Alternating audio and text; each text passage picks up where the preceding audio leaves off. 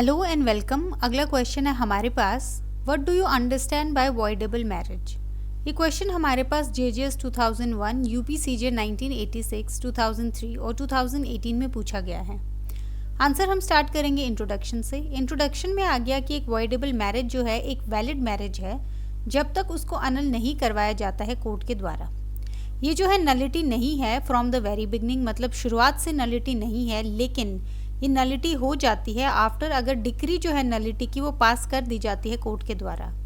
Marriage जो है वो वैलिड है और सबसिस्टिंग है सारे पर्पसेस के लिए, अनलेस एक डिक्री जो है वो पास की जाती है सेक्शन 12 के अंडर उन ग्राउंड्स पे जो मेंशन करे गए हैं आगे। अब ग्राउंड्स क्या हैं हमारे पास वॉइडेबल मैरिज के, इसमें आ गया हमारे पास सेक्शन 12 जो है हिंदू मैरिज एक्ट 1955 का, वो ले डाउन करता है फॉलोइंग ग्राउंड्स ऑब्टेन करने के लिए decree of nullity voidable marriages के केस में। पहला आ गया इम्पोर्टेंसी, यह हमारे पास सेक्शन 12 क्लोज 1 क्लोज ए में दिया हुआ है। इसमें आ गया कि जो प्राइमरी ऑब्जेक्ट है मैरिज का वो है प्रोक्योर करना इशू मतलब चिल्ड्रन, एंड फिजिकल कैपेसिटी के लिए दैट इज पोटेंसी जो है उसके लिए एक असेंशियल रिक्विजिट है। डिक्री जो है नलिटी की वो ऑब्टेन की जा सकती है अगर मैरिज जो है वो कंज्यूमेट नहीं हुई है, किसकी वजह से, जो इम्पोर्टेंसी है रिस्पोंडेंट की उसकी वजह से। इसमें केस आ गया हमारे पास मिसिज रीता निजवान वर्सेस श्री बाल किशन रिजवान 1973 दिल्ली हाई कोर्ट का। इसमें दिल्ली हाई कोर्ट ने हेल्ड किया है कि इम्परफेक्ट और जो पार्शियल इंटरकोर्स है वो अमाउंट नहीं करेगा कंज्यूमेशन ऑफ मैरिज को, और अगर हस्बैंड जो है वो इनकेपेबल है परफॉर्म करने के लिए जो इंटरकोर्स है फुली कानून की नज़रों में, तो वो डीम्ड माना जाएगा कि वो इम्पॉर्टेंट है।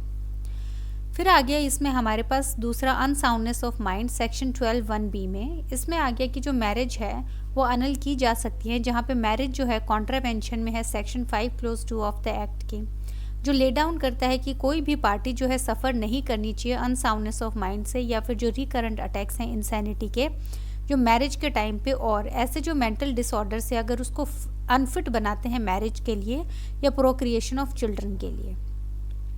केस आ गया इसमें हमारे पास R Lakshmi Narayan versus Santa 2001 supreme court. इसमें सुप्रीम कोर्ट ने हेल्ड किया है कि जो कंडीशन मेंशन की गई हैं इस सेक्शन में वो रिक्वायर करती हैं एक स्ट्रिक्ट स्टैंडर्ड ऑफ प्रूफ, मतलब इसके लिए जो है आपको स्ट्रिक्ट जो है प्रूफ देना है। कोई नॉर्मल फिट्स या फिर once in a while fits जो है ये जो है अलाउड नहीं है।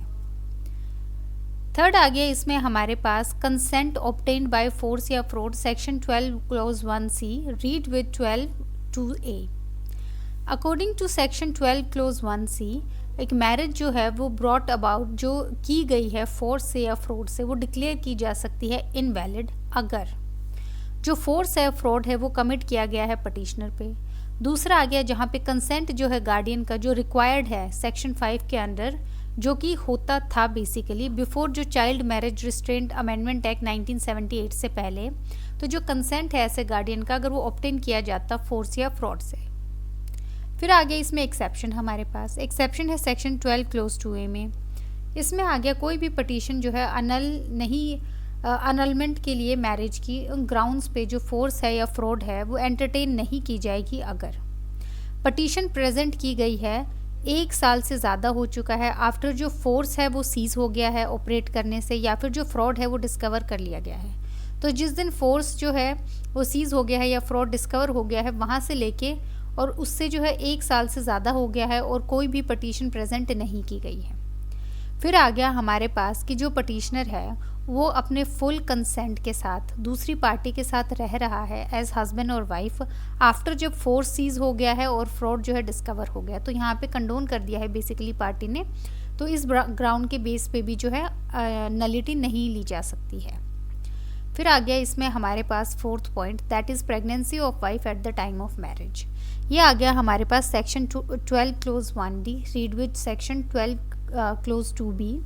इसमें आ गया इस सेक्शन के अंडर अगर पटिशनर जो है उसको प्रूव करना है beyond reasonable doubt, again strict proof कि जो वाइफ है वो जब मैरिज का टाइम था उस टाइम प्रेग्नेंट थी किसी और पर्सन के द्वारा अदर देन पटिशनर, वो पटिशनर के द्वारा नहीं किसी और पर्सन के द्वारा।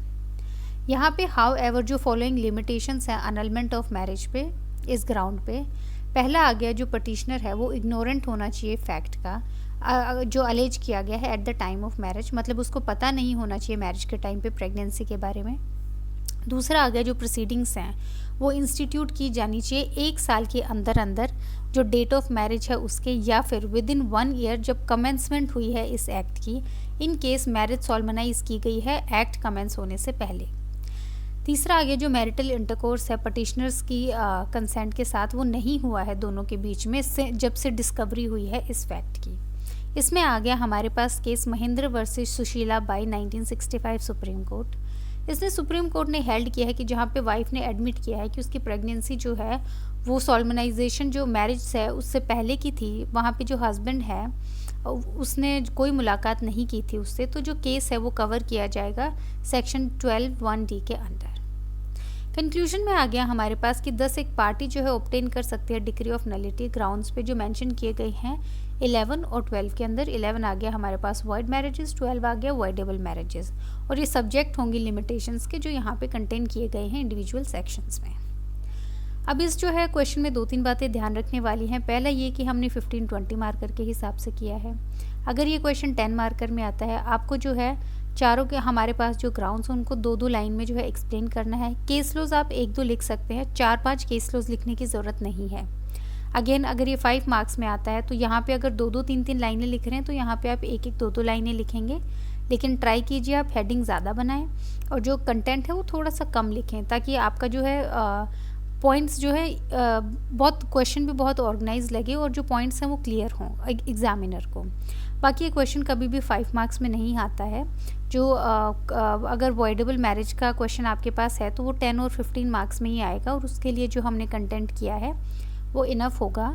इसमें जो बहुत पॉपुलर क्वेश्चन है वो हमारे पास है डिफरेंस बिटवीन वॉइड और वॉइडेबल मैरिजेस का, तो वो क्वेश्चन जो है काफ़ी स्टेट्स में पूछा गया है और काफ़ी पेट क्वेश्चन है स्टेट्स का, वो हम नेक्स्ट लेक्चर में कवर करेंगे। बाकी जो है इस क्वेश्चन में हमने सब कुछ इंक्लूड कर लिया है। So thank you.